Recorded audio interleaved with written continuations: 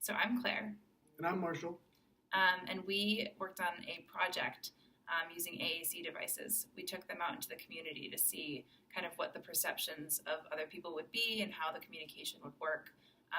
We went out 3 different times, one with a low-tech device, which was like a PEX board. I'm going to insert a picture of them, I think. I don't know. And we went out with like a mid-tech device, and then with a high-tech device, which was an iPad.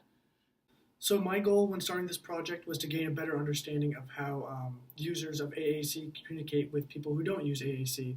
I want to be a general education teacher, so I think that's pretty important to see how would I respond as a teacher with a student who uses AAC as a communication, and how would I get the students who don't use that to respond to that.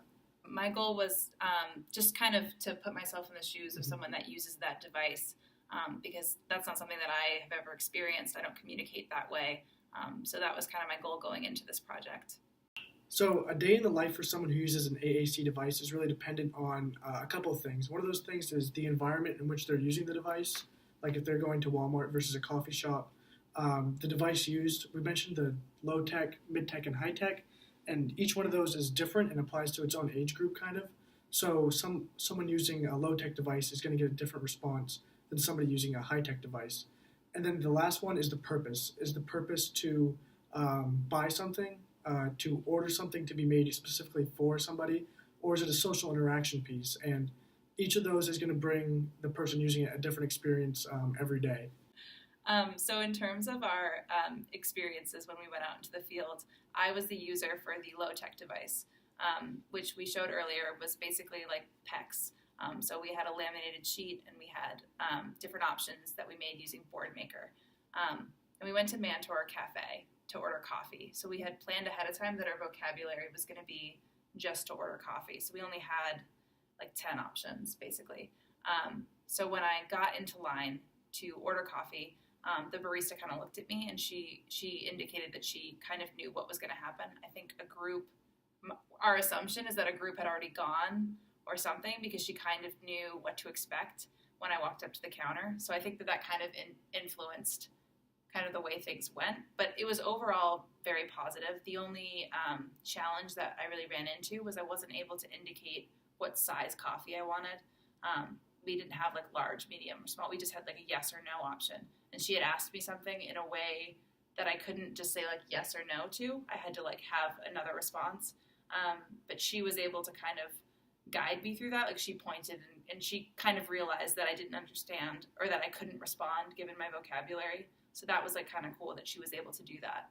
But in terms of like our first experience, I think it was pretty positive overall. Yeah. What do you think the overall reception was for that device? I think that it was positive, but I don't know, like I said, I don't know if it was a completely accurate response, because she did have experience and she does work in the college library cafe. You know, it wasn't as authentic, I think, as some of the later interactions that we had in like the community setting. But she was overall pretty positive, and I didn't notice any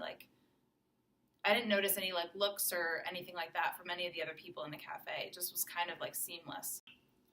So I did the mid-tech, and for the mid-tech, Claire will insert it wherever. But it was pretty much like it was like a board that we used, like the PEX board, but it's hooked up to this machine that allows you to record your voice and then push a button and then it will play that. And there were like 5 overlays. We only decided to use one overlay for time's sake, and also the usability. We weren't that friendly with it, so we didn't want to make it too complicated. We went to Walmart, and our idea was to ask for like lunch meats and sandwich bread in order for us to make like lunch. It was interesting. The first lady we went to, it was by like the jewelry section where the watches are, and I went up to her with my device. I held it up. She was able to see what I was pointing to, so she was able to read along with me, but I was also able to hit the button, and it was able to speak for me. I asked where the bread was, and she wouldn't look at me in the eyes, but she just pointed in a direction, didn't give any other directions. I was a little confused, but because of our limited vocabulary, I wasn't able to say, "Can you repeat that?" or "Where? Can you give me the location?" So I said thank you, and Claire and I walked off, and we were like, what just happened?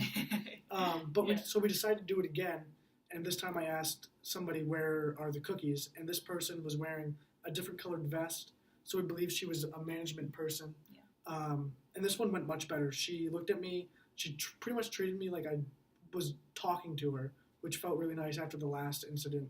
But she asked a question also. She said, what are you looking for, like pre-made cookies in a bag or like cookies you make here? And I wasn't able to answer, so I just shrugged my shoulders, and she kind of got that I couldn't communicate that part, so she just sent us in the right direction with actual directions this time. And I think that was pretty much our experience. Yeah.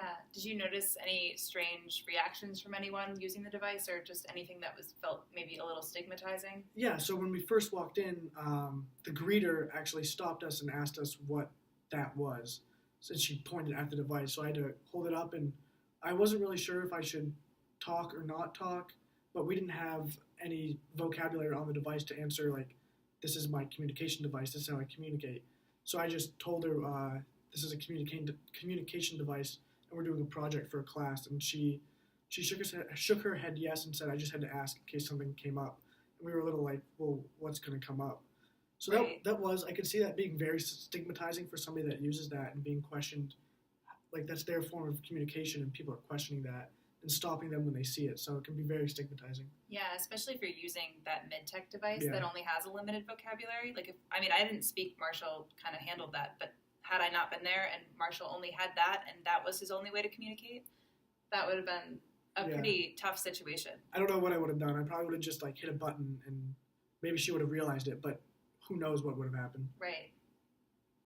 So the final time that we went out into the field, I was the user, and we used the iPad for our high-tech device. And we decided to go to Dunkin' Donuts to order a coffee. We wanted to compare experiences, basically. So as mentioned, the first time that we went out with our low-tech device, we ordered a coffee from the cafe in the library. And so this time we wanted to order a coffee similarly, but from the Dunkin' Donuts, from a community member and hopefully someone that hadn't had any experience yet, so we could get a more authentic response. So with this device, we didn't have to do a whole lot of pre-planning other than just going through and making sure that we had all the vocabulary that we needed and that I knew where to locate it. We also were able to program our own vocabulary into the device, which was, I think, a little challenging at first, but it's pretty user-friendly overall. It is. And once you kind of get the hang of it, so like a student or any individual that uses that device, once they start to use it frequently, I think it becomes kind of second nature. So like it was a little awkward for me, but that's because I don't have a whole lot of experience. So I did spend some time just like navigating it so that I would be able to kind of communicate efficiently without having to like step back and like think about it and find it. But again, that could have been the experience for someone that maybe wanted to communicate something and didn't know where it was in their device. They might have to stop for a minute and look for that. And, that can be, for someone else, confusing or whatever. So that can cause some, I think, confusion in communication. So going back to the experience, when I ordered the coffee, I was able to find everything that I needed. The hand strap for the iPad was really helpful. I held it up and the voice came out, and I was able to kind of show on the device and also like communicate to her. And she was really great in kind of looking at me and responding just as you would to any customer that was ordering. And I did run into one issue where I didn't know how to respond because I didn't have like the vocabulary per se at that moment. I found out later that we did have that option. I can't remember what it was that I was trying to say. But I didn't have that option in the moment. So I typed it out, and that was like super easy, and she was able to understand that, and it like spoke it out the second I typed it. So it was pretty awesome to be able to do that in that moment and have it be successful. So I didn't feel like at a loss at the other times, like when I couldn't find the vocabulary or Marshall couldn't. We were kind of like, But like this kind of, we were able to avoid that. So I do think that it was overall probably the most successful trip that we had. I noticed that at the end of that experience, when we were waiting for the coffee, the server brought it out to us, which I thought was interesting. Yeah. So I didn't know, what did you think the response was from the members of Dunkin' Donuts? I did think that was really interesting, and we talked about that afterwards. Thanks for bringing that up. Yeah, we ordered that, and then they had come out and yeah, like Marshall said, they gave it to us, and we kind of stopped, and we were like, did they do that for anyone else? And we were like, I don't think so. Yeah. So we were wondering if maybe that was influenced by it, or if they had brought it out to me because they assumed that they needed to, or I don't know. So that was like it was cool. Interesting. Yeah, interesting. So now we're going to talk about some of the ethical considerations that come into play when choosing AAC devices for students and choosing some of the vocabulary. So one of Kevin Good's lectures talked about decision making, and I found that it was really important for kind of the ethical considerations. He talked about he had worked with a client before who had a AAC device that was bright yellow and bright blue, and that didn't work for the user.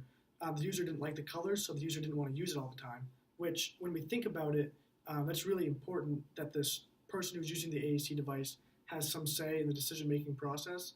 And that also goes back to when thinking about assistive technology in general, is it meeting the student's needs and is it going to help the student? Those sort of ideas should come first compared to what might be easiest for members of the classroom and for the teachers themselves.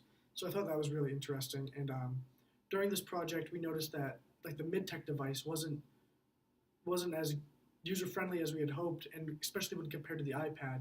So some of the ethical dilemmas that come up is, as we've talked about in class before, is at what age do you start introducing the iPad? If it's going to be their final destination piece that they use for communication, should it be used earlier so they're able to get a better grasp of that? Right, especially like with like fluency and like just navigating quickly. Mm-hmm. If you started with the iPad when you were young and you kind of grew up using that to communicate, I imagine it would be pretty seamless. So that is definitely something to consider. The other ethical consideration that we talked about is, so Marshall is a secondary education major, and I'm interested in high school and middle school. So we're both kind of thinking about adolescence and just communicating as an adolescent. So one of the ethical considerations we talked about was how it's important to not limit the vocabulary of someone that's using an AAC device, especially when thinking about vocabulary that might not be school appropriate. Because in a sense, we found a really great article, which we will link. But it talks about these considerations. Adolescence is a really important time for every individual, and it's a lot about peer acceptance, and just social situations are really important. And to not have the vocabulary to participate in a social activity, like unstructured outside of school, to not be able to say certain words, slang, or even just engage in any sort of vocabulary that wouldn't necessarily come up in the classroom. To not be given even the opportunity to do that is pretty unethical and limits someone's ability to kind of navigate social situations appropriately. And if we're thinking about, disability as, something that's kind of a social construct, and how individuals with disabilities can be fully functioning members of society and interact with others in the same way that we can interact, individuals that don't have disabilities. So with that consideration in mind, to not be able to participate in social situations as a teenager because you don't have the vocabulary, or your peers might not, it's pretty stigmatizing if you can't communicate. That's definitely something to consider, especially if you're getting your device from the school, or if a teacher or a speech pathologist is programming your vocabulary. It's important to make sure that we're giving students all the same vocabulary that any other student would have, to make it, because that's just important, I think. Yeah, I agree with that. I think we could talk all day about how it could be used in different situations, but I think the biggest thing is that students have the ability to express themselves, and just because a student can't verbally do that, they shouldn't be limited with their AAC device. And there's a time and place for certain words to be used, but if I was to, in a high school classroom, say a word I shouldn't be saying, I would be informed that I shouldn't be saying it. And the same should work for a student with an AAC device. If they're using the words inappropriately or at the wrong time, they should be informed of that. So it's always on their mind, not compared to not having the thing at all, the way to express it. Exactly. So like if it was let's say it was like a curse word or something that's like not acceptable in school, not selecting that on the device is the same as another student not saying that word. So it's still within their vocabulary. They still have the option, but they just choose not to say it because Right. it's not the appropriate time. So I definitely agree Yeah. with that.